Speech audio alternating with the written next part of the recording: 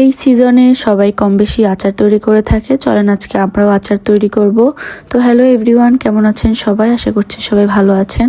তো আজকে আমরা জলপাইয়ের আচার তৈরি করব। জলপাই আচার তৈরি করার জন্য যা যা লাগবে সবকিছু একসাথে রেডি করে নিয়েছি। সবকিছু একসাথে রেডি করা থাকলে আচারটা বানাতে বেশ সুবিধা হয়, কারণ সবকিছু হাতের নাগালে পাওয়া যায়। তো প্রথমে একটা প্যানের মধ্যে আমরা সরিষার তেল দিয়েছি অনেকটা পরিমাণে।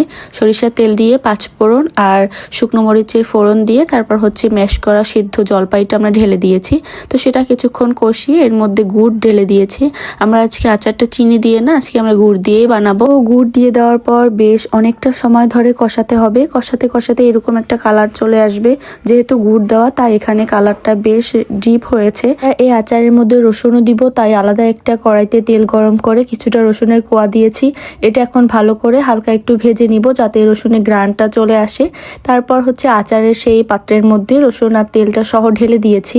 তো রসুন আর তেলটা সহ ঢেলে দেওয়ার পর এটা ভালো করে মিক্স করতে হবে। এখানে আচারটার সাথে রসুনের কুয়াগুলো ভালোভাবে মিক্স করে দেওয়ার পর এখানে আরো একটা মশলা গুঁড়া দিয়ে দেব, সেটা হচ্ছে পাঁচফোড়ন আর শুকনো মরিচের গুঁড়ো।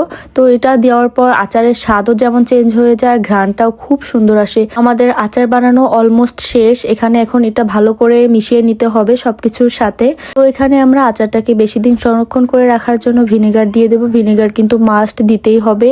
আর আমাদের বাসায় অনেক বেশি আচার বানানো হয়েছে, কারণ আমার হাজবেন্ড অনেক বেশি আচার খেতে পছন্দ করে, মেনলি তার জন্যই বানানো হয়েছে। তো যাই হোক, আমাদের আচার কিন্তু বানানো একদম শেষ। এখন শুধু খাওয়ার পালা। আচারটা দেখতেও যেমন সুন্দর হয়েছে, খেতেও মাশাআল্লাহ খুব ভালো হয়েছে।